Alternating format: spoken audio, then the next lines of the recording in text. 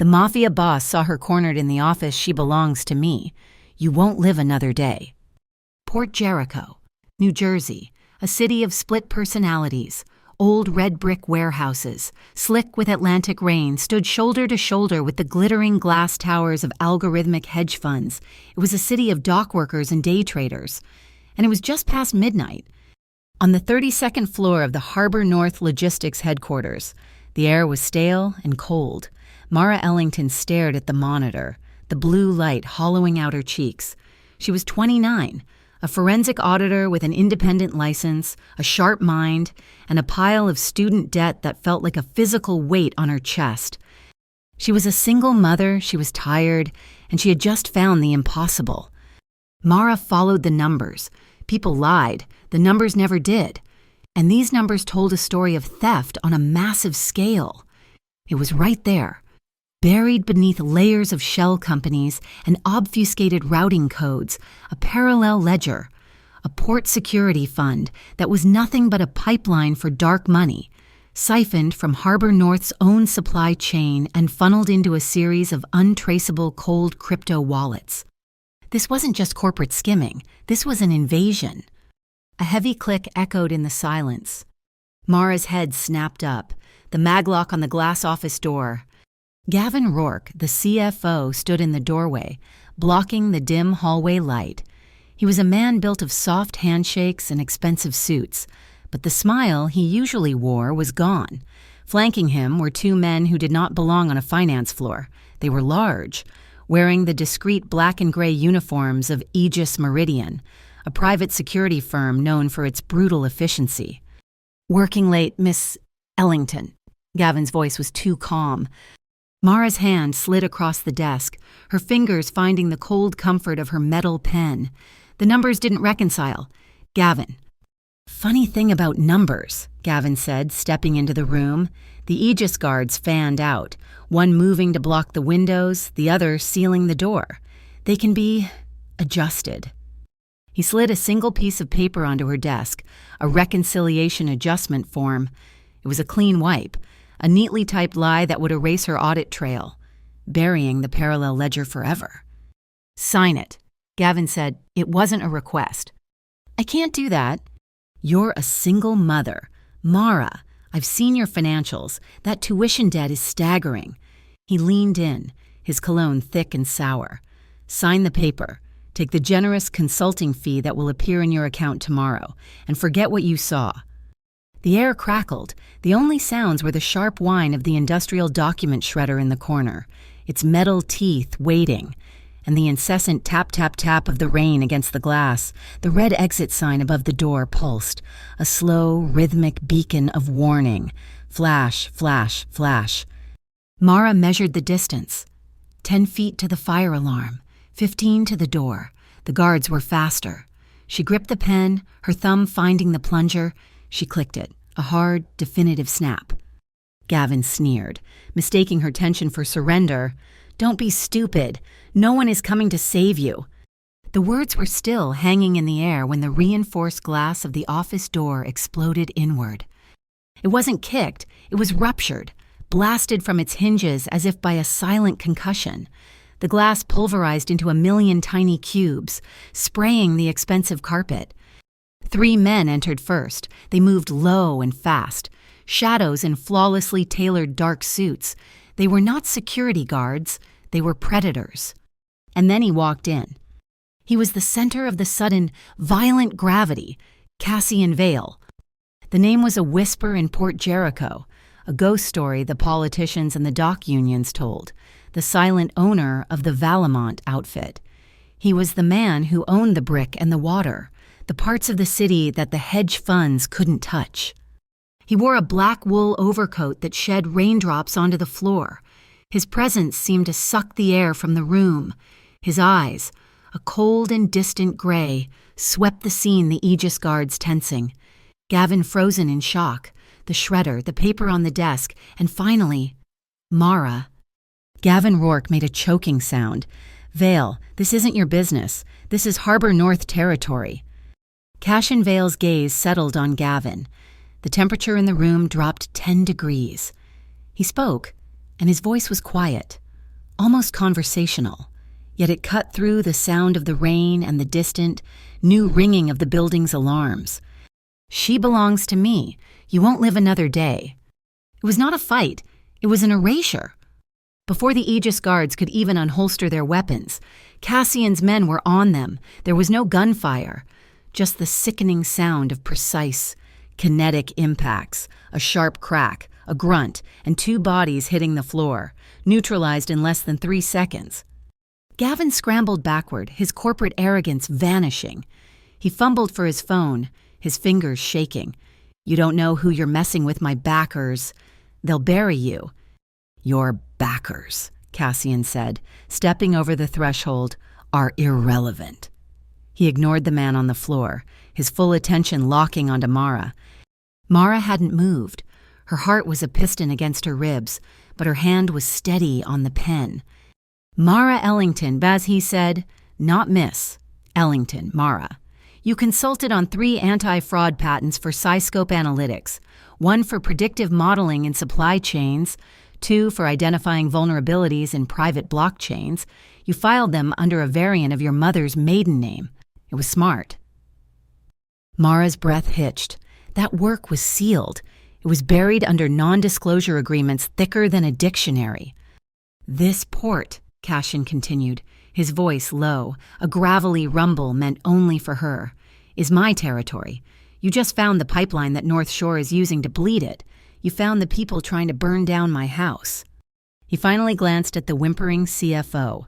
"And you put your hands on my auditor." He hadn't declared protection. He had declared possession. Cassian looked back at Mara. Her knuckles were white on the pen.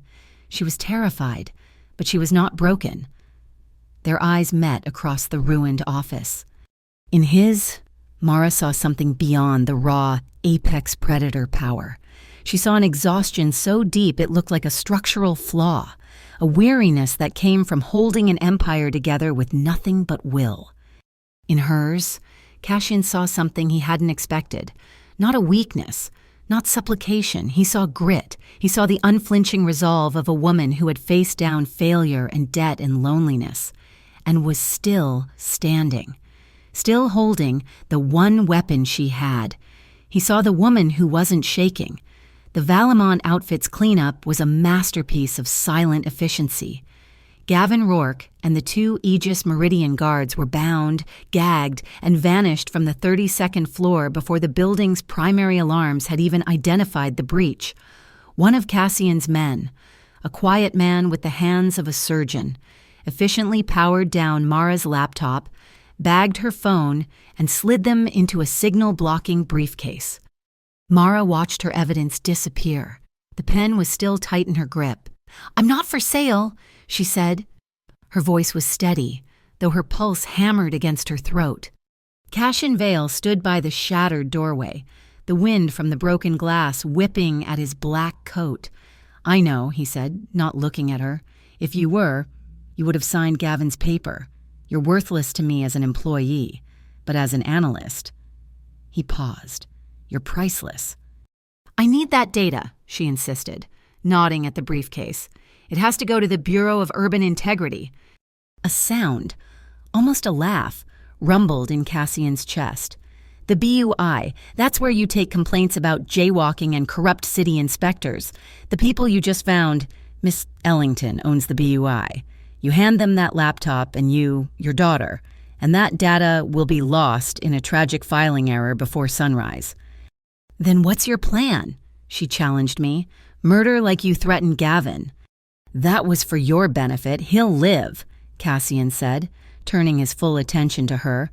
"I don't want violence. Violence is messy. It's loud. It's bad for my real business." He gestured to the sprawling, rain-slicked port below them. The Valamon outfit has run the quiet logistics of this port for 50 years. We move sensitive goods. We secure high-value assets.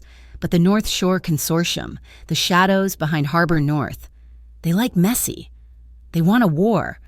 They're trying to burn my territory to the ground to seize the ashes. You just found their blueprint. Mara processed this. She was standing between 2 monsters, one who wanted to burn the city and one who wanted to own it. I want them stopped. legally. And I want them gone. Cashin replied, "We have a shared, if temporary, interest. I'm proposing a joint investigation." She stared at him. "You want me to audit the mob for the mob? What do I get out of this? Besides proximity to men who break glass doors with their fists." "Safety," he said, the word landing with absolute weight. "Guaranteed. For you and your daughter. And you get access. You found their digital footprint. I own the physical one. The real doc manifests, the union logs, the private ledgers of every container that moves through these waters." It was the ultimate temptation, the data she needed to build an unassailable case. "If I agree to consult," Mara said, choosing her word carefully, "I have terms, non-negotiable." Cassian inclined his head. "I'm listening." 1. No narcotics. If I find any evidence that your sensitive goods include drugs, the deal is off. "Agreed," Cassian said without hesitation. "Velemont doesn't poison its own people." 2. No one under 18, no minors are involved, threatened, or even looked sideways at. "That isn't a term.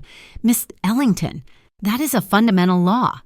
3, she said, taking a breath. "No civilians, no collateral damage. You don't threaten waitresses, shop owners, or anyone outside this fight. If you break these rules," she met his gaze, "I will use every skill I have to dismantle your empire right after I dismantle theirs." The silence stretched. Cassian studied her, the woman with the analytical mind and the iron spine. "You have my word." The investigation began not in a high-rise, but in the pressurized quiet of a safe-house apartment overlooking the harbor. Cassian laid out maps, not spreadsheets. "Here," he said, tapping a neighborhood of old brick tenements. "Little Calabres. It's where my dock workers live. Generations of them. The North Shore Consortium is trying to gut it." "Gentrification," Mara asked. "Worse, eviction by environmental panic. They're pushing a massive city project called the Tidal Wall, a $1 billion boondoggle to protect the coast." He slid a prospectus across the table. "The sole source contractor, Harbor North Logistics." Mara's fingers flew across the new, encrypted laptop Cassian had provided. She pulled up the blockchain data she had memorized from her office monitor. "The cold wallets," she whispered. "The crypto I tracked. It's being funneled into a shell corporation." A name appeared on her screen. Tidal Forge. It's registered as an AI-driven marine data company. They have a city contract for sensor maintenance on the existing breakwaters. "Sensor maintenance," Cassian repeated, his eyes darkening. "The fees are astronomical," Mara said, her mind racing. "And the payment spikes. They correlate perfectly with Harbor North's own manifests for priority nightly loading. They're not maintaining sensors, Cassian.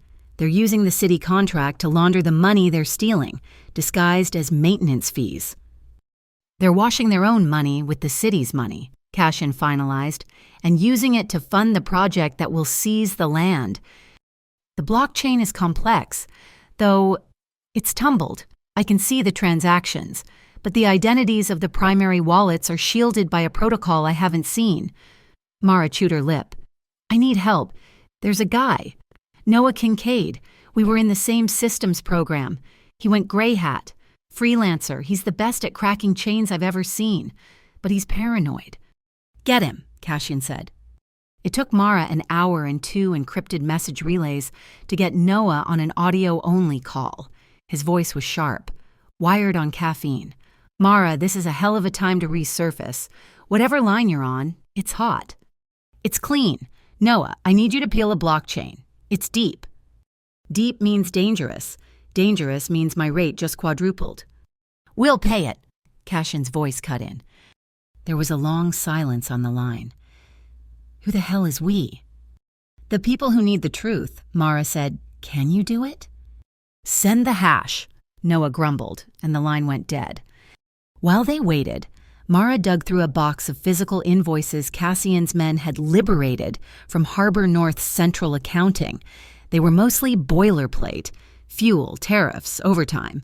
But one, dated 3 months ago, made her blood run cold. It was an internal work order for a dedicated, high-speed fiber optic installation. "What is it?" Cassian asked. "It's a data line," Mara said, pulling up the Harbor North Tower blueprints. "A $2 million upgrade. But look at the destination." She pointed to the schematic. "The entire 17th floor is listed as vacant. It's empty concrete and ductwork." "Why run a pipeline to an empty room?" "'Cause it's not empty." Mara breathed, the pieces clicking into place. "It's a ghost server. They're not running their operation from the CFO's office. They're running it from room 17. That's where the real ledger is." She looked up at Cassian. "I have to get in there. If I can get physical access to that server, even for 30 seconds, I can get everything." Cassian looked at the blueprints, his mind mapping sightlines, access points, and guard rotations. He looked at Mara, at the fierce, analytical fire in her eyes. She was terrified, and she was determined. "You're not a soldier, Mara." "No," she agreed. "I'm a weapon, and you're going to point at me." He nodded. A slow, final decision. "You'll go, but you'll go my way." He moved to a heavy steel cabinet in the corner of the apartment. "Aegis Meridian will be guarding that floor. They're contractors, but they're good." He opened the cabinet, revealing rows of sleek, non-reflective black gear. "You'll get your server," Cassian said, his voice dropping. "But we go in like ghosts, and we come out like shadows." The infiltration of the Harbor North Tower began at 2 a.m. They moved not through the lobby, but through the pressurized silence of the maintenance corridors, a route Cassian knew like the veins on his own hand. They wore non-reflective black, and Mara carried only the air-gapped data drive and a cloned keycard, courtesy of Cassian's contacts. They reached the stairwell landing for the 17th floor. The hallway beyond was a canyon of glass and steel, silent and empty, watched by a single camera on a 30-second automated loop. Cassian put a hand out, his palm hovering an inch from her shoulder, stopping her. The air was dead still. "Quiet breathing is still too loud," he whispered. His voice was so low it was more a vibration in the air than a sound. "You need to breathe silently. In through the nose, hold for 2, out through the mouth, no fog, no sound." He demonstrated. It was unnerving, like watching a statue. Mara copied, forcing her panicked lungs to obey. The adrenaline was sharp and metallic on her tongue. The camera panned left. "Now," he breathed. They moved as one, crossing the 20 feet of exposed corridor to the blind spot by the service elevator. As they moved, a beam of moonlight from the atrium ceiling struck the glass, illuminating them for a split second. Instinctively, Cassian's hand landed on the small of her back. It wasn't a push, it was a shield, a solid, warm pressure that anchored her, guided her, and sent an electric jolt through her thin shirt. Her skin prickled. He was all business, but the touch was possessive, a physical claim in the face of exposure. The cloned card worked. The heavy door to room 17 clicked open. They slipped inside. Mara expected a humming server farm, a wall of blinking lights. The room was carpeted. It was a plush, silent, legal studio. Rows of immaculate, fireproof filing cabinets lined one wall. Expensive leather chairs were angled around a polished mahogany table. The only sign of technology was a single, black, high-capacity server rack in the far corner, humming quietly, emitting the sharp, sterile scent of ozone. "It's an archive," Mara whispered, moving toward the server. Cassian was already at the cabinets, his gloved fingers testing the high-security locks. "Not just an archive," he hissed. He pulled a slim tool from his pocket, and with a series of precise clicks, one of the drawers slid open. He pulled a file. "Non-disclosure agreements," he read. "Retention contracts." He froze. "Coastal Crime Task Force. Mara, these are patronage contracts. Harbor North isn't just bribing the CCT. They're paying them. This room is their legal armor." "I'm at the server," Mara said, her voice tight. She plugged in the air-gap drive. "Noah, I'm in. Give me the port access." She was talking to the tiny encrypted receiver in her ear. "You're live." Noah's disembodied voice crackled. "I'm slicing the firewall. You have 30 seconds." Mara's fingers flew, initiating the data clone. I see it. The core ledger, the real container logs, the ones from the parallel books. It's all here. Pulling, Noah said. Wait, there's a subledger. Encrypted. Got it. Oh, God. Mara, it's a debt bond. Signed by Mayor Arlen Pike himself. 10 seconds, Cassian said, his head snapping toward the door. Got it, Mara said, yanking the drive. The word was barely out of her mouth when a heavy thud echoed through the room. The maglocks on the door. A bright red light flashed on the keypad. They were trapped. We're made, Cassian said. His voice was flat, deadly. Heavy footsteps pounded down the hall. Shouts. Breach on 17, lock it down. An Aegis Meridian rapid response team. At least 4 of them. Mara's heart seized. She looked for an exit, a vent, anything. There was nothing. Cassian didn't run. He grabbed her arm, yanked her away from the server, and spun her into a shallow alcove between a filing cabinet and a frosted glass wall. In one motion, he pressed his body against hers, shielding her completely. He was a wall of muscle and heat. Her hands were trapped between their chests. Her face was turned against the wool of his coat, and she could smell the cold rain and ozone on him. His heart hammered against her own, a frantic, powerful rhythm.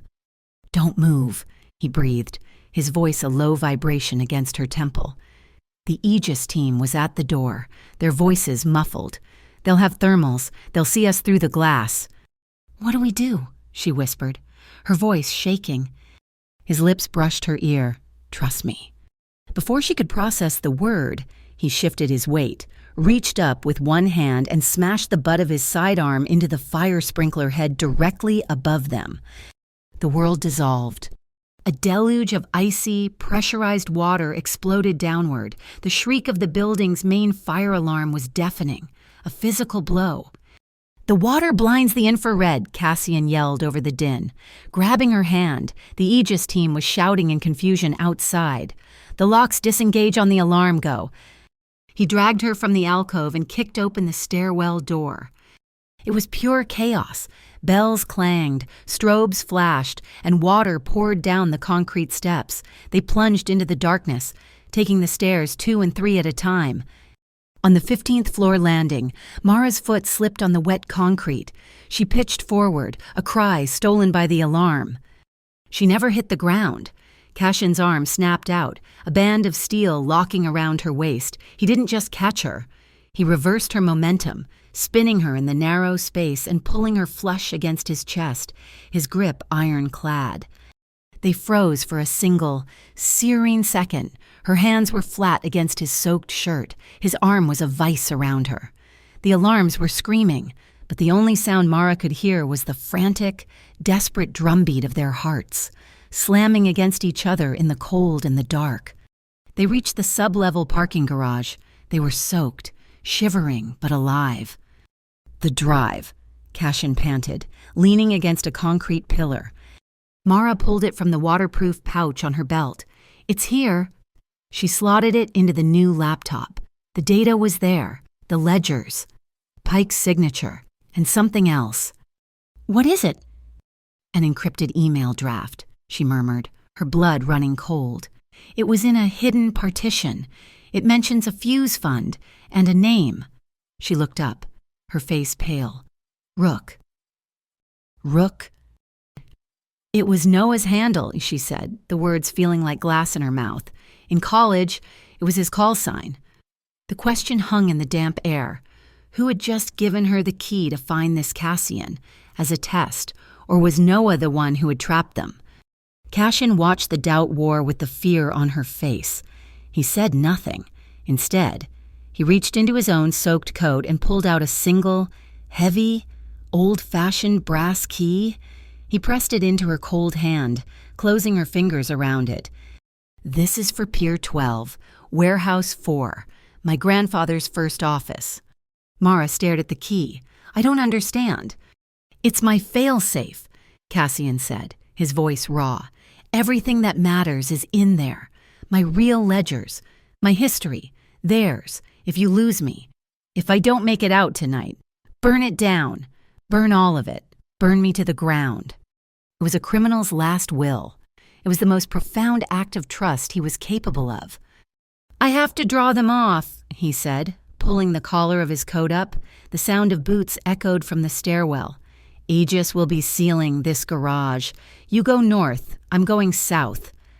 Cassian. "Go." He gave her a push, not rough, but absolute.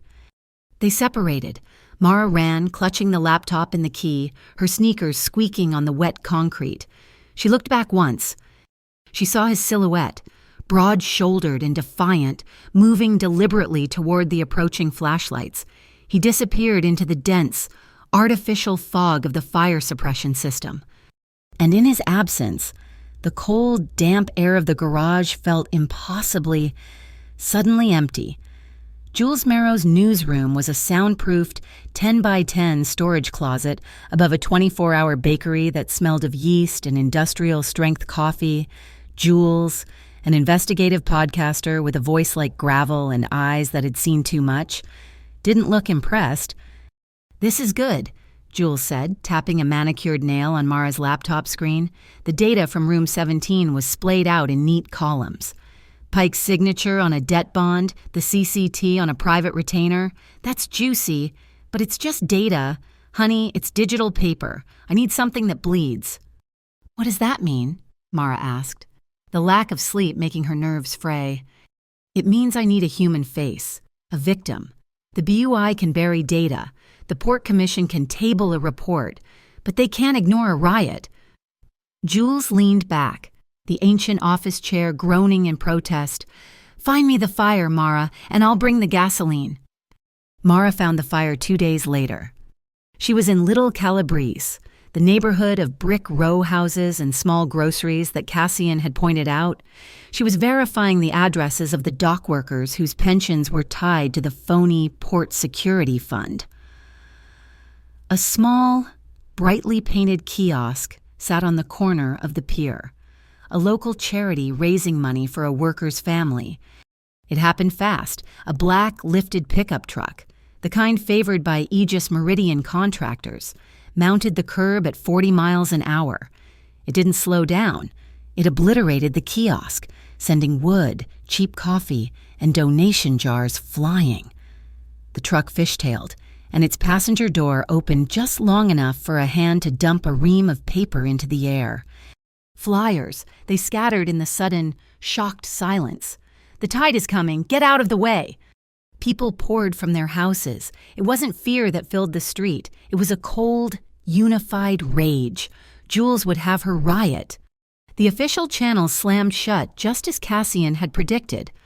Mara sent the data package, heavily encrypted, to a contact at the Bureau of Urban Integrity. The reply came back in less than an hour. "Following a preliminary review, this office finds we have insufficient jurisdiction to pursue this matter." Insufficient, a word that meant we're paid not to look. She checked the Port Commission. The topic of the tidal wall project, which should have been front and center, was suddenly moved to an addendum, pending further environmental review. Someone was locking every legal door. Frustrated, cold, and feeling the walls close in, Mara made a mistake. She went home, not to the safe house, but to her own small apartment, needing a change of clothes and a shred of normalcy. On the drive, she saw it, a sleek, dark gray sedan, nondescript but radiating power. It was parked 2 blocks from the abandoned St. Jude's Cathedral, the one struck by lightning 10 years prior. She saw Cassian Vale get out. He wasn't alone. Mayor Arlen Pike, his face pale and sweating despite the cold, was waiting for him under a dying oak tree. Mara parked, her heart sinking. She watched from a block away as they spoke. It was not a confrontation. It was a meeting. Pike gesticulated, his hands flying. Cassian was still a statue of patience. Finally, Pike reached into his coat and handed Cassian a thick manila envelope. It looked exactly like a payoff. Mara felt sick. She had trusted him, just a little. She had held his key, and here he was, cutting a deal with the very man she was trying to burn. She didn't wait to see the handshake. She drove away, the brass key in her pocket suddenly feeling like a betrayal. Inside the crumbling nave of St. Jude's, long after Pike had scurried away, Cassian did not open the envelope. He walked to a small, soot-stained alcove where locals still left offerings. He lit a single, tall votive candle. He placed it in front of a small, faded photograph tucked into a crack in the plaster. It was a boy of about 16, smiling, holding a fish. "Leo," Cassian said to the empty church. His voice was rough. A small, tarnished plaque was bolted to the stone below, in memory of Leonardo Vale, lost at sea, 2016. Below that, an addendum, tragedy averted by the swift response of Harbor North Port Management. This wasn't business, this was a vendetta. Back in her apartment, Mara's encrypted phone buzzed. It was Noah. His voice was a panicked whisper. "Mara, you have to get out, you have to stop." "Noah, what's wrong? Did you find something?" "I can't. Just stop looking at the Rook Fund. It's not what you think. It's a poison pill. Mara, a fail-safe. You touched it." "What are you talking about?" "The wallets, the crypto, it's moving, all of it. It's liquidating. They're converting it all to stablecoin. They know, Mara, they know someone is inside." The line went dead. She scrambled to her laptop, her hands shaking. He was right. The cold wallets were bleeding out. A digital hemorrhage. Noah, the man who called himself Rook, had either just betrayed her or given her a final, desperate warning. She called Jules. "The money is moving, and Noah Kincaid is dirty. I'm running out of time." "Then I've got the name you need." Jules's voice was grim. "I pulled the incorporation papers for the Green East Coast Development Fund, the one funneling all the money to the Tidal Wall project." "Who is it?" "The biggest ghost in the city, a man who builds skyscrapers and endows museums. Gideon Vance Rusk." The name landed like a stone. Rusk, the billionaire philanthropist, the man who owned half of Port Jericho's legitimate skyline. He was the head of the snake. Mara stood by her window, looking down at the wet street, the pieces finally clicking into a horrifying, complete picture. Rusk was the money. North Shore was the muscle. Pike was the puppet, and Cassian was a wild card, playing his own game, and she was a pawn in it. She was utterly alone. A high-velocity whistle tore the air, followed by the sharp, deafening crack of impact. The window a foot to her left exploded inward, spraying the room with a million shards of glass. Mara screamed and dropped to the floor, her hands clamping over her head as a second shot punched a hole through her drywall. A sniper, a warning shot. The silence that followed was heavier than the noise. Her ears rang, then a new sound, a soft scrape of rubber on metal, from her fire escape. She grabbed a heavy glass vase, the only weapon she had, and scrambled behind her sofa. The fire escape window slid open with a soft shush. A dark shape vaulted into the room, rolling low and fast, coming up to one knee. It was Cassian. "Get away from the wall," he commanded, his voice a low growl. "You," she hissed, half in terror, half in accusation. "You were meeting Pike. You set me up." "The meeting was a trade," he said, his eyes scanning the dark street below. He was furious. His internal data on Rusk for my silence on his signature. He's terrified, and he just proved it by sending that sniper. He moved to her, grabbing her arm. "You were emotional. You came home. It was stupid." He was already pulling her toward the open window. "You're my problem now, Mara, and I don't let my problems get shot." "Where are we going?" she panted, her stockinged feet slipping on the glass. "My ground, neutral territory, the Mariner's lantern." She balked on the fire escape, the cold wind whipping her hair. "Your hotel. I'm not your prisoner. Cassian, I'm not a package you get to protect." He stopped, turning to her on the narrow, rusty platform. The first sirens were beginning to wail in the distance. "I don't have time for this." "I'm not one of your men," she said, her voice shaking but fierce. "I go as your analyst, not your asset. I get my own key, I get my own code, or I take my chances on the street." He stared at her for a long, unblinking second. The air crackled between them. A slow, dangerous smile touched the corner of his mouth. "You get the key," he said. "Now move." The Mariner's Lantern was not a hotel. It was a fortress of quiet luxury, a place where the powerful came to disappear. The suite Cassian led her to was vast, all dark, reclaimed wood and cool gray upholstery, with a floor-to-ceiling wall of glass that looked out over the churning, black water of the bay. The fog was thick, a solid wall of white, and the low, mournful honk of a foghorn vibrated through the floorboards. Cassian shut the heavy door.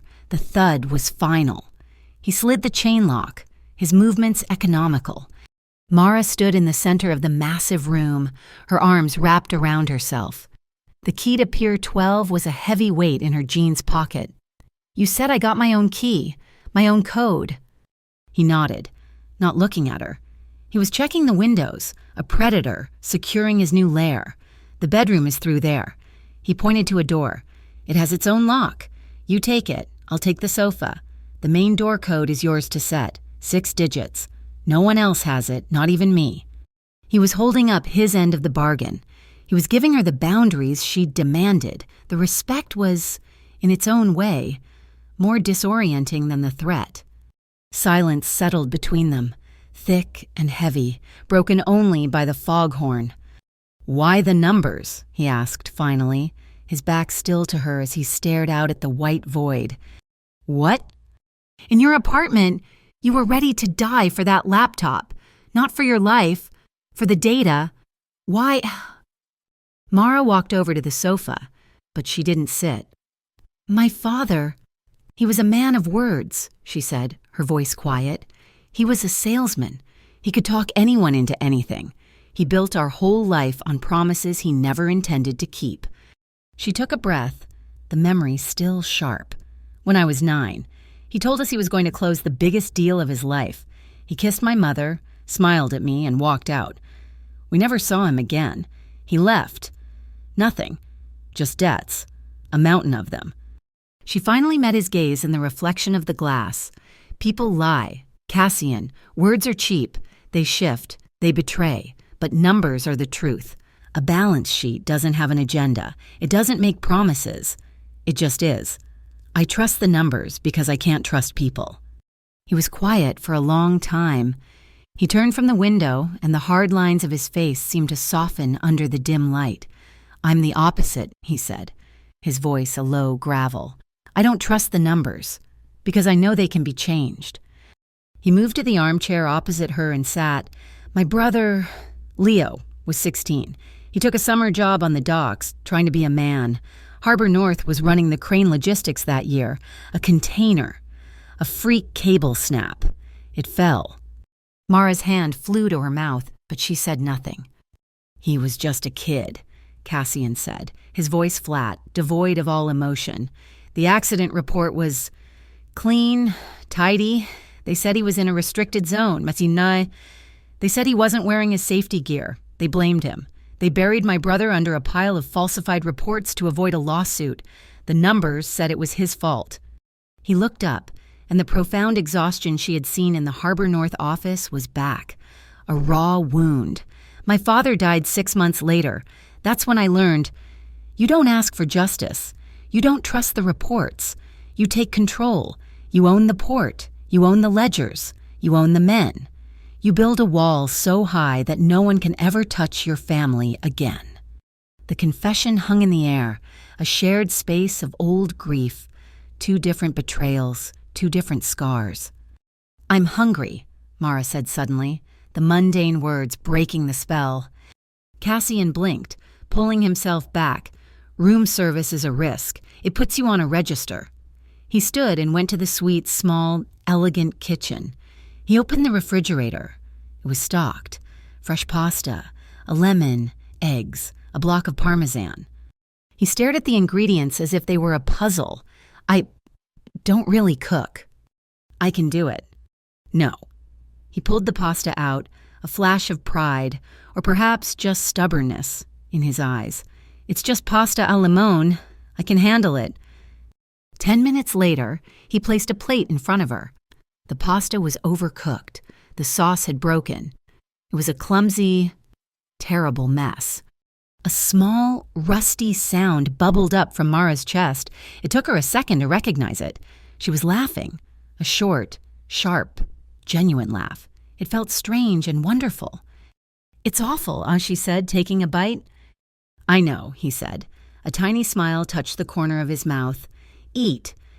They ate in the strange, companionable silence. "Cassian," she said, putting her fork down, "I'm sorry about Leo, but it doesn't give you a blank check. It doesn't give you the right to become them." His smile vanished. "I'm not them. If you hurt innocent people, if you threaten families, if you do what Rusk is doing, I meant what I said. I will burn you down, too. I don't care about your reasons." He leaned forward, his gaze intense, pinning her. "There's a fantasy world, Mara, where everything is clean, where your numbers add up and the good guys win. I don't live there.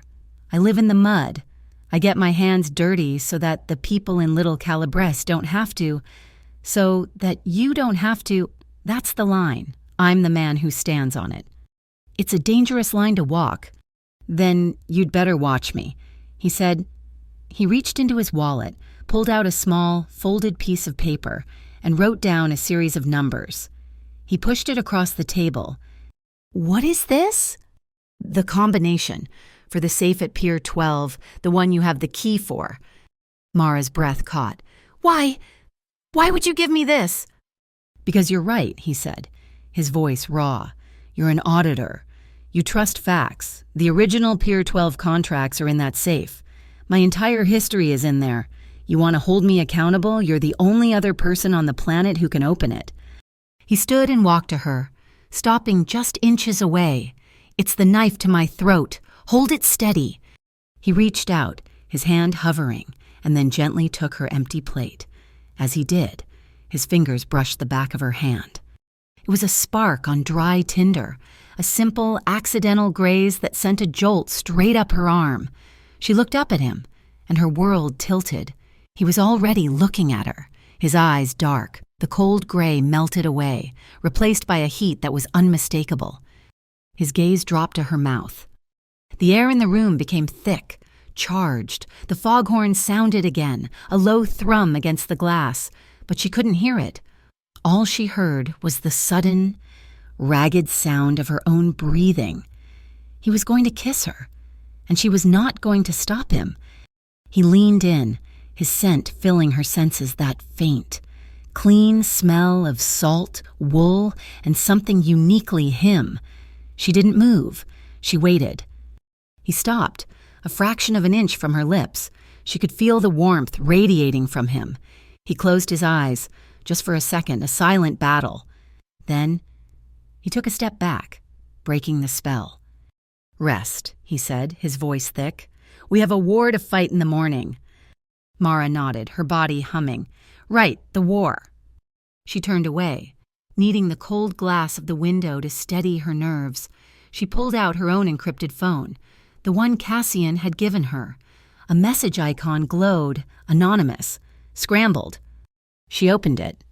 It was a photograph, a grainy, long lens shot of Cassian standing under the dead oak tree outside the abandoned church. He was taking a thick manila envelope from Mayor Arlen Pike. Below the image, one line of text. "He sold you out." Mara's blood ran colder than the glass she was touching. She turned from the window, the encrypted phone feeling like a block of ice in her hand. She held it out.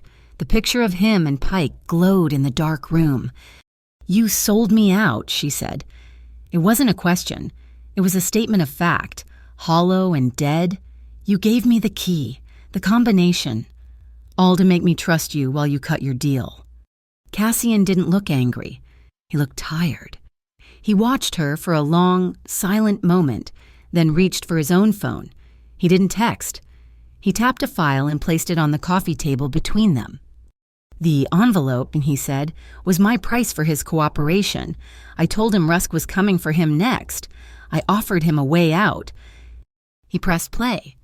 A voice filled the room, thin and reedy, laced with panic. It was Mayor Pike. "I can't touch Gideon. You don't understand. The Fuse Fund isn't just a bribe, it's an insurance policy. He owns the whole city council. He's got the CCT?" Then Cashin's voice, low and cold. "Say his name, Arlen. Say who's pulling the strings." "It's Rusk." Pike's voice cracked. "It's always been Gideon Rusk." The recording ended. Mara stared at the phone. "You were baiting him. You were gaffing him like a fish." "I was giving him the shovel to dig his own grave," Cassian said, "and he just handed me the proof." As he spoke, the lights in the suite flickered. They buzzed, dimmed to a dull orange, and then died. The room plunged into absolute blackness. Outside, the low moan of the wind escalated into a high-pitched, violent shriek. The foghorn was drowned out by the roar of the nor'easter. A second later, the hotel's emergency generator kicked in, a heavy thud vibration from the basement, only to sputter, choke, and die. They were in total darkness, a mile high, with only the sound of the storm. "The city grid just went down," Cassian said. His voice was calm, a solid thing in the oppressive dark. Mara heard the scrape of a match. A small flame bloomed, illuminating his face in a dramatic, archaic shadow. He was lighting a thick pillar candle on the mantel. He lit another and another. The room filled with a soft, flickering, unsteady light. He found a battery-powered radio on a bookshelf and clicked it on. It hissed with static. "We're trapped," Mara whispered, stating the obvious. The wind hit the glass with a sound like a physical blow. "We're safe," he corrected, "but we are isolated." She watched him, his profile cut against the candlelight, the numbers, the data, the recordings. They all felt distant. The world had been reduced to this one room, the smell of wax and the screaming wind.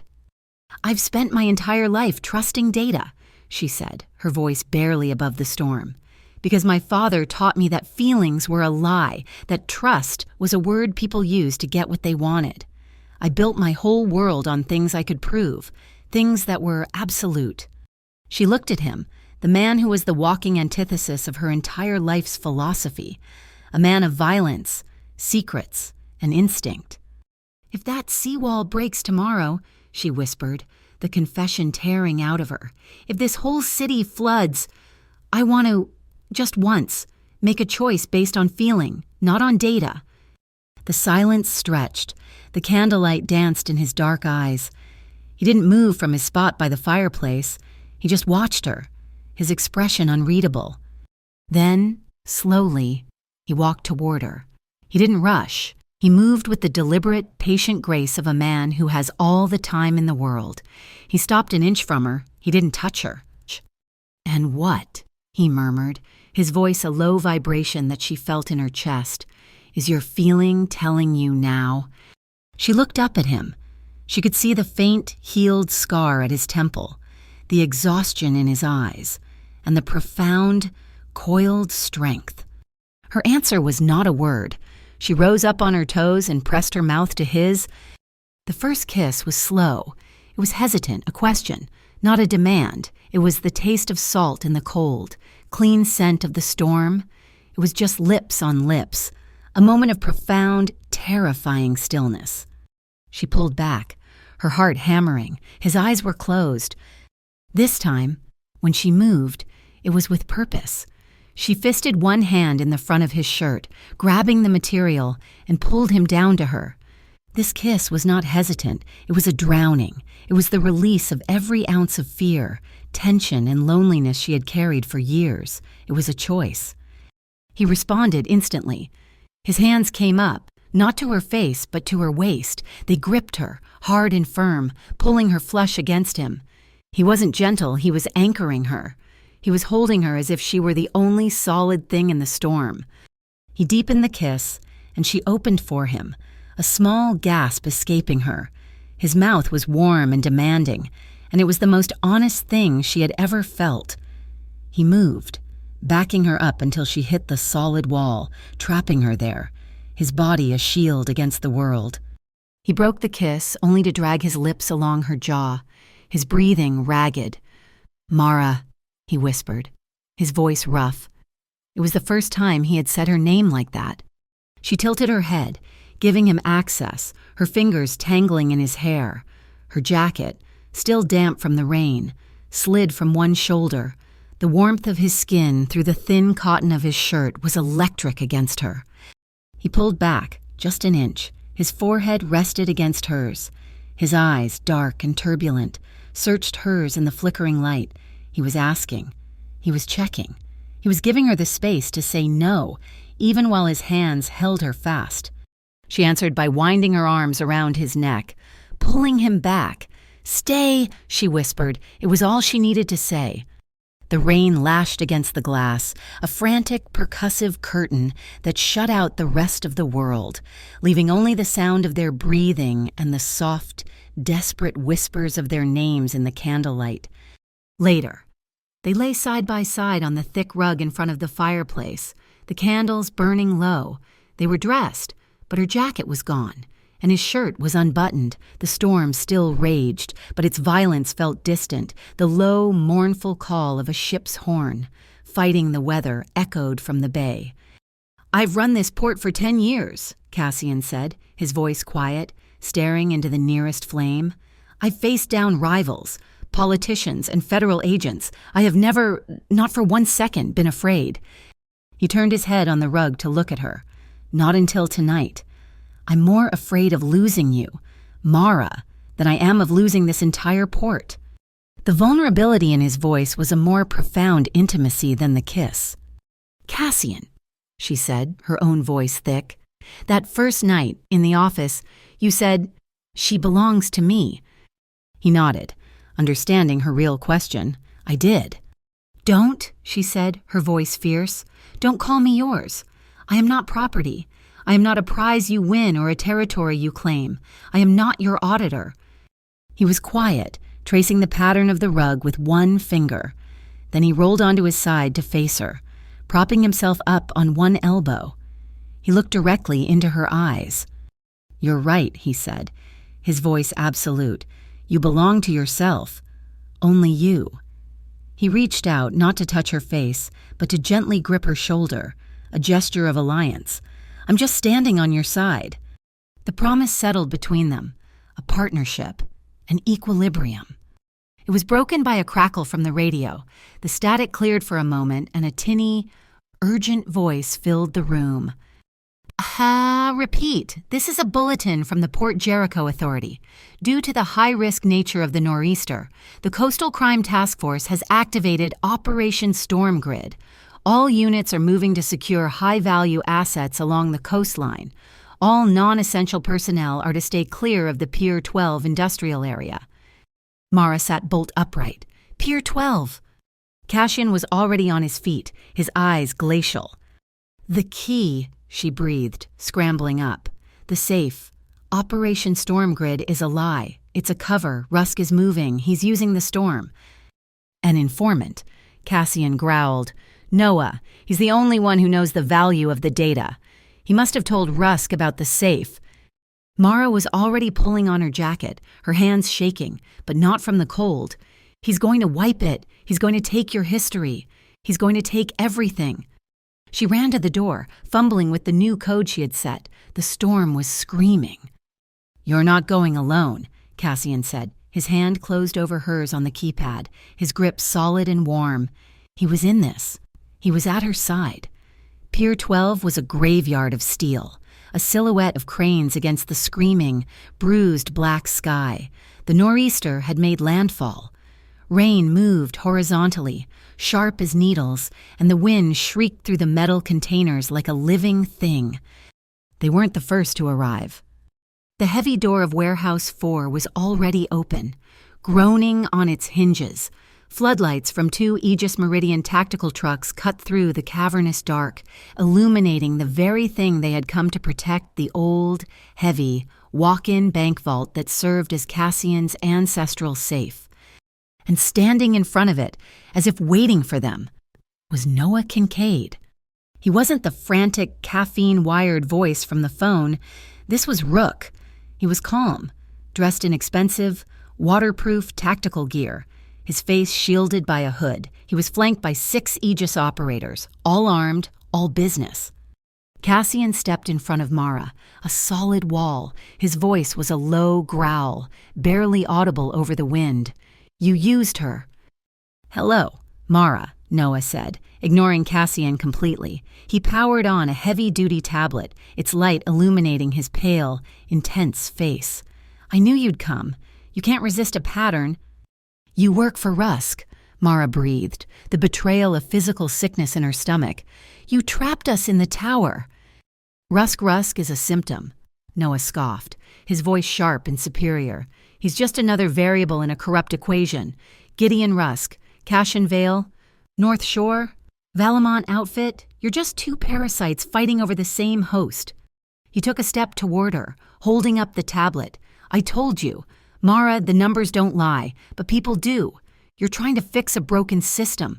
I'm trying to end it. Join me." "Join you." "The Rook Fund wasn't for Rusk, it was for me," he said, his eyes bright with messianic fervor. "A war chest, you and me, Mara, the analysts. We have the data on both of them. We can expose the entire rotten structure. We can burn them all to the ground. No more bosses, no more dawns, just the truth." He was offering her the one thing he knew she craved: absolute justice. From the rain-swept darkness behind them, 2 of Cassian's men materialized, moving like shadows. They had followed. At the same instant, the Aegis operators tensed, raising their weapons. "Your choice, Mara," Noah said. "Him or the truth?" Mara looked at Cassian. He was watching her, his face grim, but he said nothing. He was letting her make the choice. She stepped forward, pulling the small, decoy USB drive from her pocket, the one Cassian had given her. "You're right, Noah. The data is all that matters." She held it out. "Here, the Room 17 data. It's yours." Noah smiled, a thin, triumphant sneer. He took a step to take it. It was the signal. The warehouse erupted, not in gunfire, but in violence. Cassian's men were on the Aegis operators. It was a brutal, silent ballet. The only sounds were the solid thud of bodies hitting metal, the sharp, electric snap of a stun baton, and the relentless, deafening whump, whump, whump of a loose tarpaulin on a container, flapping like a giant, broken wing in the storm. Noah scrambled back as Cassian moved on him, not with the rage of a brawler, but with the cold, precise anger of an executioner. "You're too late," Noah screamed, desperately raising his tablet. "You still think you're the hero? You think this is about Leo?" Cassian froze, his fist inches from Noah's face. "He lied to you," Noah shouted, jabbing a finger at the screen. "He told you Harbor North was responsible for your brother's death. He told you Rusk's company was at fault." He tapped the screen. A grainy black and white video file played. Security footage, a crane, a container, the deck of a ship, a young man. Leo walked below. "Look at the manifest," Noah shrieked. "Look at the foreman who signed off on the faulty cable. Look at the patch on his shoulder." On the screen, a man in a hard hat argued with the crane operator, then waved his hand impatiently. A close-up on his jacket, the Valamont crest. "It was your father's crew," Noah cried, his voice breaking. "Valamont was running a skeleton crew to save money. They skipped the safety check. Your own family killed him. Cassian Rusk just buried the report for them to keep his port running." Cassian staggered back, his defense, his armor, his entire world dissolving. He was no longer the son of Port Jericho. He was just the man who had failed his brother. An Aegis operator, recovering from the initial assault, saw the opening.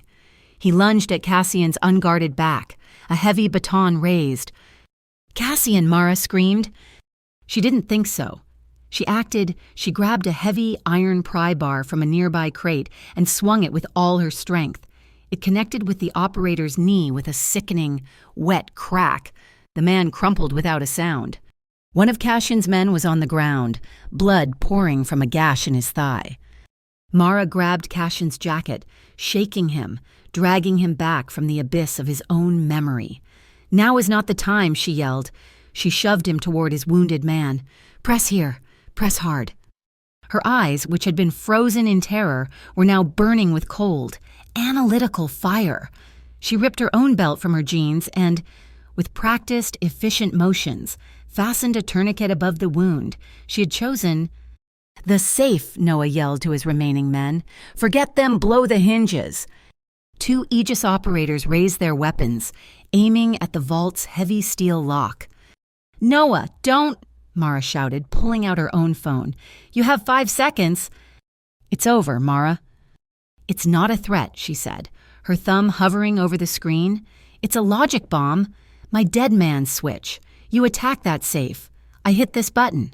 The real data, the Room 17 files, the Fuse Fund, Pike's signature, and Rusk's offshore accounts goes live. To Jules Marrow, to the BUI, to the federal servers, to the world. Checkmate." Noah's face went white. He jabbed a finger in his ear, fumbling with his earpiece. Sir, we have a problem. She's wired. The data is on a trigger. She's bluffing." He listened, his face growing paler. Sir, she's not bluffing. The data is live." He was no longer talking to them. He was pleading with the third voice in his ear. Russ Gideon, call it off. The roar of the storm outside was suddenly cut by a dozen new sounds. Sirens. Red and blue lights strobed through the driving rain. Flooding the pier, the CCT, the corrupt task force arrives to secure the scene for Rusk. They piled out, weapons drawn, forming a perimeter. But behind them, a second set of vehicles skidded to a halt, a battered van with a massive satellite dish on its roof. The side door flew open. Jules Marrow landed on the wet asphalt, a microphone in one hand, a cameraman with a spotlight on his shoulder right behind her. "We're alive!" Jules shouted over the wind. They were all trapped. Mara, the whistleblower, Cassian, the wounded Don, Noah, the traitor, the corrupt CCT, and the live, streaming media. Every gun was pointed at every other gun, a perfect public stalemate. The air on Pier 12 was a pressurized hell of noise, the shrieking wind, the flapping tarpaulin, the sirens, and the shouts of the CCT commander. All teams form a perimeter, secure the vault. Mara looked desperately for the BUI, for the one clean unit she had contacted. They were absent. Instead, a new set of headlights cut through the rain, black unmarked SUVs, far heavier and more expensive than the CCT's cruisers. They rolled to a stop, and men in dark, federal-style suits emerged. They did not have CCT patches. Theirs read, Interregional Security Committee. A tall, thin man in an immaculate suit stepped out, holding a plastic-sheathed document. "By the authority of the ISC," he announced, his voice cutting through the chaos. "This is a compromised scene. We are taking jurisdiction." He pointed not at Noah, not at the Aegis operators, but directly at Cassian. "We have a warrant for the arrest of Cassian Vale." Jules Marrow was a rock in the center of the hurricane. Her cameraman's spotlight was a weapon, and she aimed it. "We live Port Jericho," Jules shouted, her voice raw. "The CCT has arrived, but so has a mystery agency. The Interregional Security Committee is attempting to arrest, not the corporate spies, but Cassian Vale." Her cameraman zoomed in on the ISC commander. The live stream feed, broadcast over a tenuous storm signal, was hitting the web. The viewer counted on her monitor, visible over her shoulder, and began to climb. 500, 3,000, it suddenly exploded past 10,000. Hashtags bloomed across the bottom of the feed hash title ForgeGate, #SaveJericho. "The CCT is moving on the vault," Mara shouted, seeing the corrupt officers bypass the standoff. "Jules, your feed. I'm sending it now." The Fuse Fund. Mara hit the trigger on her phone. On the live stream, the feed split. One half showed the chaotic pier, the other half showed a high-resolution PDF, the Fuse Fund ledger. "This is it," Jules narrated, her voice trembling with victory. "We are looking at the document. This is the proof. That is Mayor Arlen Pike's digital signature. That is CFO Gavin Rourke. And there is the recipient. The Green East Coast Development Fund. That name, Port Jericho, is a 100% owned shell corporation of Gideon Vance Rusk. The CCT commander ignored her. "Breach the vault, get the ledgers." Cassian was trapped. The ISC was moving on him from the left, the CCT from the right. His wounded man was bleeding, and his other men were outnumbered 10-1. He looked at Mara. He looked at the vault, his grandfather's legacy. Then he did the last thing anyone expected. He reached into his own pocket and pulled out the heavy 19th century brass key. He strode forward, past his men, directly into the white-hot spotlight of Jules Marrow's camera. He held the key high. "You want what's in the vault," he bellowed, his voice a roar that carried over the storm. "You want my history. You want the truth." The CCT commander stopped, confused. "Here's the key," Cassian yelled. He did not throw it to the ISC. He did not throw it to the CCT. He threw it in a high, glittering arc, straight at Jules Marrow. She fumbled, but caught it. A close-up of the heavy key filled the live stream. "Keep it safe, Jules," Cassian said, his eyes boring into the lens, speaking to the tens of thousands of people now watching. "Let history open it. Let the people decide." It was a masterstroke. The narrative shattered and reformed. He was no longer a mob boss cornered. He was a whistleblower, entrusting his legacy to the public. The CCT froze, their orders suddenly useless. How could they breach a vault when the key had just been given, live to the press? In the confusion, Noah Kincaid saw his entire operation evaporating. He was a ghost, a non-entity. He had lost. "No!" he shrieked, his voice thin and panicked. He lunged, not at Cassian, but at the cameraman. "Shut it off! Shut the feed off!" He grabbed the heavy camera, trying to wrestle it to the ground, in the struggle. The camera's bright light caught him at a new angle. His rain hood was ripped back. As he fought the cameraman, his jacket, which had been zipped tight, gapped open at the neck. He was wearing a tactical earpiece, and on the small black wire clip, rendered in perfect high definition by the lens he was trying to break, was the blue and silver compass logo of the North Shore Consortium. "Get that!" Jules screamed, pointing. "Zoom in. He's not an analyst. He's North Shore. He's their man. He's been working for Rusk the entire time." The standoff had reached its peak, guns, data, and cameras. Then, a new sound, faint but growing, not a siren. It was the deep, bronze dong of the bells from St. Jude's, the abandoned church in Little Calabrese. It was the old signal, the call to arms. From the darkness, a mass of people emerged, moving onto the pier, not cops, not soldiers. It was the people of Little Calabrese, dock workers, grandmothers, shop owners. They were carrying patio umbrellas, old plywood sheets, and trash can lids. They didn't charge, they walked, a grim, determined wall of bodies, and formed a protective circle around Jules, her cameraman, and the van. They raised their makeshift shields. The CCT commander looked at the wall of civilians. He looked at his men. "Move them, push them back." Cassian's men tensed, ready to engage the CCT, but Cassian put his hand on his lead man's chest, stopping him. The civilians were in the way. "Boss, we can clear them," his man hissed. "No," Cassian said. He stepped back. He looked at Mara, and in the chaos, his voice was low, clear, and absolute. "This is the line. Mara, the one I told you about, we don't cross it, ever." The stalemate was total. The CCT couldn't fire on unarmed civilians on a live feed. Cassian refused to fight through them. The ISC was powerless. In the eye of the storm, Mara's encrypted phone vibrated. She stared at the screen. Unknown number? She answered it. It was a whisper, so terrified it was barely audible. It was Mayor Arlen Pike. "Miss Ellington." "He knows? Rusk, he knows the data is public. He knows it's over. He's purging." "What?" Mara yelled over the wind. "The Green Canal, the old textile mill, his private archive. He's destroying the physical evidence. Everything, ledgers, contracts, everything." The mayor was sobbing. "The storm has knocked out the city's bridges. The ISC has the routes locked down. You have 1 hour, maybe less. They're setting fires. You're the only one who can stop him. Only you." The line went dead. They didn't wait for the stalemate to break. In the chaos of the civilian shield, Mara grabbed Cassian's good arm. "Pike's call.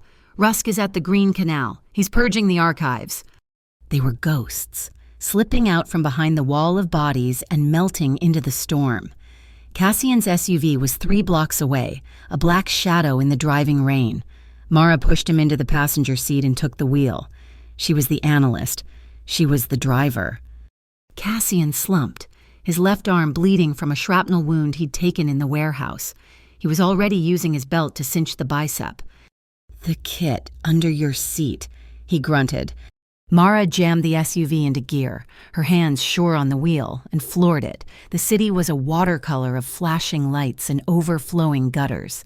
She found the emergency kit with one hand, tossing it onto his lap as she swerved to avoid a downed power line.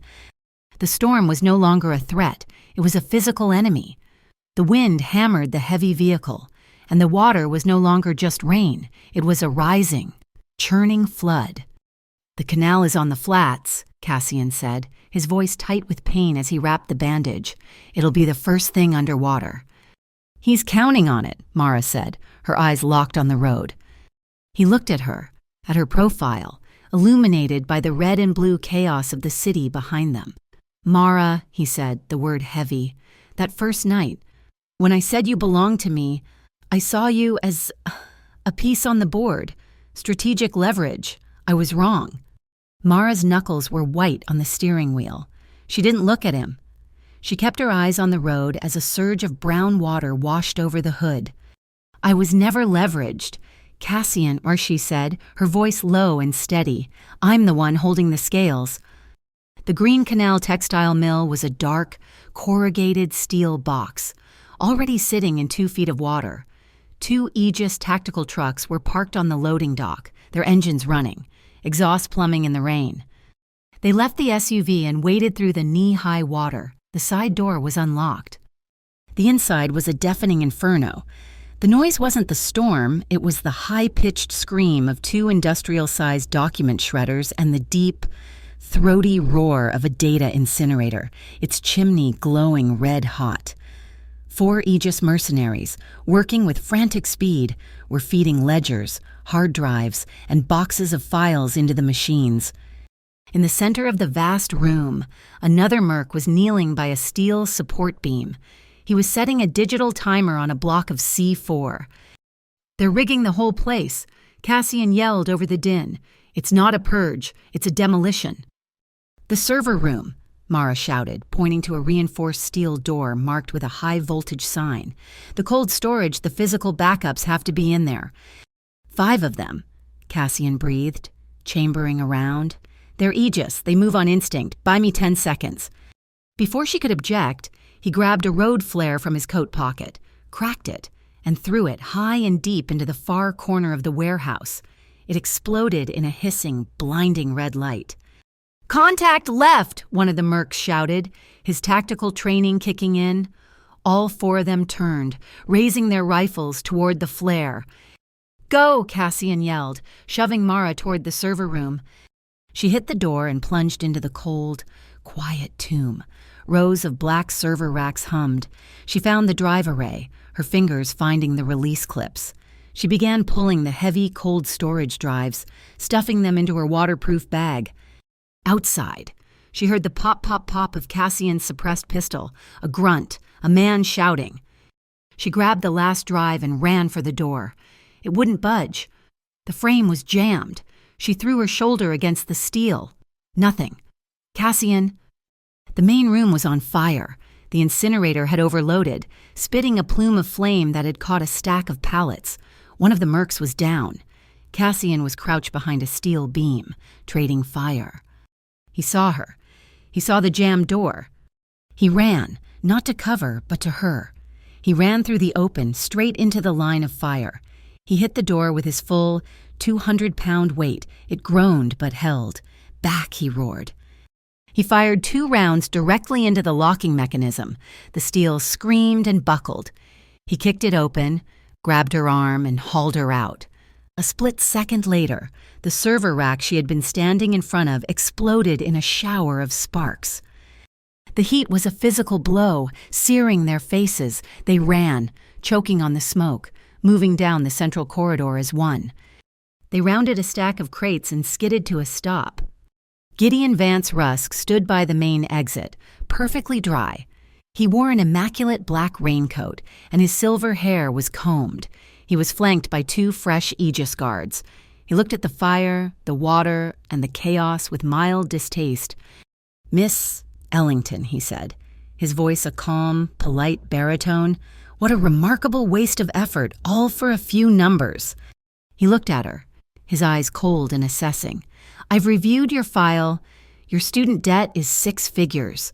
Your mother's mortgage is underwater. I am prepared to offer you, let's call it 8 figures, a clean wire transfer, enough to erase your entire life and your children's lives from debt. Just hand me the drives." Mara's breath was ragged. She was soaked, covered in soot, but her eyes were clear. She held his gaze. She was also holding her encrypted phone. "You think you can buy me?" she asked, her voice loud and clear. Rusk's eyes narrowed. "I am buying you. It is a simple transaction." "That's a very generous offer. Mr. Rusk," Mara said, her thumb tapping the screen. The phone chimed. Audio file captured. Uploading to Logic Bomb 2.0. Rusk's face changed. "What are you doing?" "I'm recording your bribe," she said. The screen flashed again. "Upload complete. Published to 7 media and federal sources, and I'm publishing it." Rusk's mask of calm vanished. "Kill them!" he snarled. The 2 guards raised their rifles. Cassian moved first, shoving Mara behind a stack of steel drums. He didn't aim to kill. He was a professional. He fired 2 shots, suppressing fire, aiming for the concrete above their heads, making them duck. Ping, ping. "The charges!" Mara yelled. "He's got the whole place wired." She saw a fire alarm and a manual sprinkler valve on the wall. While Cassian kept the guards pinned, she smashed the alarm and wrenched the heavy red valve.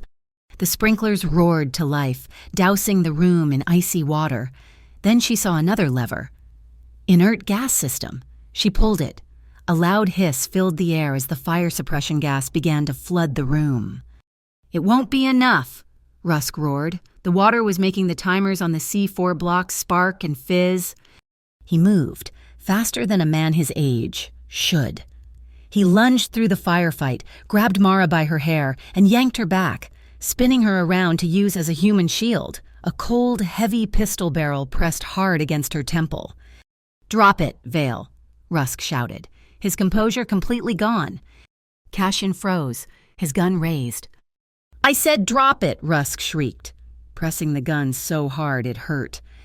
On the nearest support beam, the digital timer on the C4 block was clearly visible, its red numbers stark in the chaos.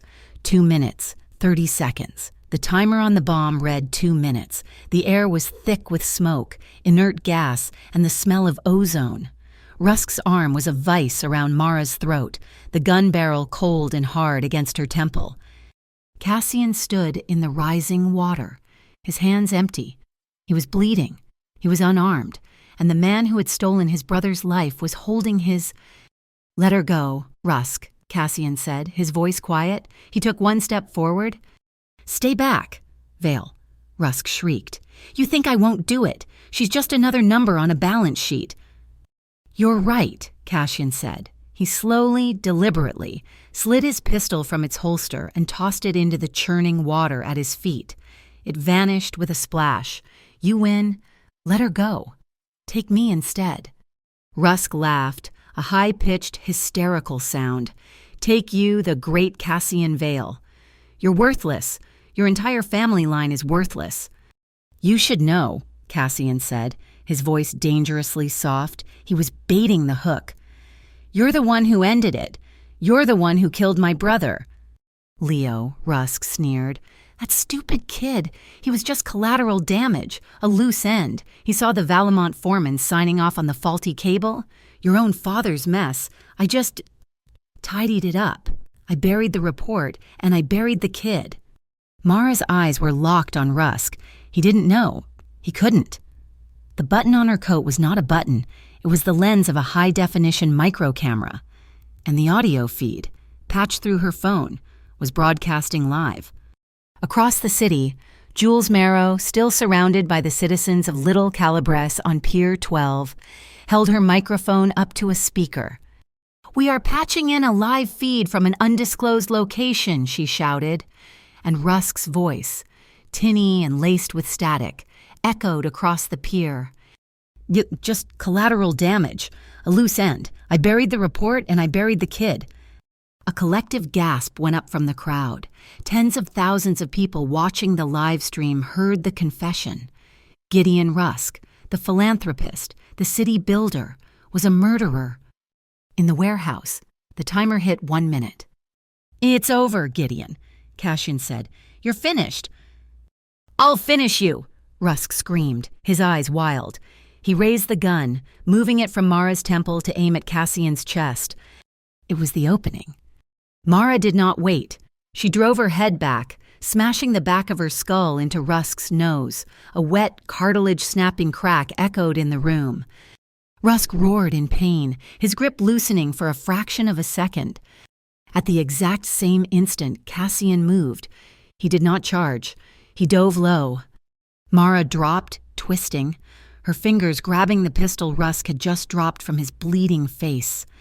The world exploded. One of the smaller, secondary charges, one of the ones dampened by the sprinklers, went off.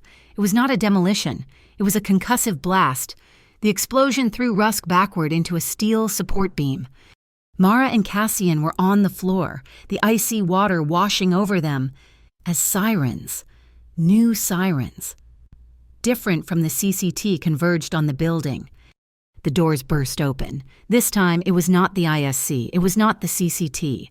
These men wore tactical gear with bold, simple letters, BUI Special Integrity, the real BUI, the uncorrupted federal-level branch, finally forced into action by the undeniable public proof. "Gideon Vance Rusk," their commander yelled, "you are under arrest by temporary federal warrant." Rusk was on his knees, his face a mask of blood, staring in disbelief as they cuffed him. The fallout was immediate. Within the hour, a shaking. Tearful Mayor Arlen Pike held a live press conference from his office, announcing his immediate resignation by dawn. Harbor North Logistics had its city contracts frozen and its operating license suspended. The Interregional Security Committee was officially dissolved, its funding sources now the subject of a massive federal investigation. The city, for the first time in a generation, could breathe. 3 months later, the wind was cold and clean, smelling of salt and new paint. In the heart of Little Calabrese, a new glass door opened. The sign above it read, "The Civic Ledger Lab." Inside, Mara stood in front of a classroom of 30 citizens dock workers, teachers, shop owners. She was teaching them how to read a municipal budget, how to follow a blockchain, how to use the numbers as a weapon. "The truth belongs to you," she said, her voice strong. "You just have to know where to look." In the back of the room, Cassian Vale stood, his hands in his pockets. He was an observer. He had provided the seed money for the lab, a massive, fully transparent and anonymous donation. He held no shares. He had no control. The Valemont outfit had changed. It had shrunk. The shadows were still there, but they had pulled back to the water's edge. Cassian now ran legitimate port security, high-end logistics, and, unofficially, a network that protected the port's civilians. His promise to the community was simple and absolute. That evening, they stood on the repaired roof of Warehouse 4 on Pier 12. The city glittered across the water. The new scar on Cassian's arm was pale in the moonlight. The wind whipped Mara's hair across her face. "It's not over," she said. "It's never over," and he agreed, "but it's a start."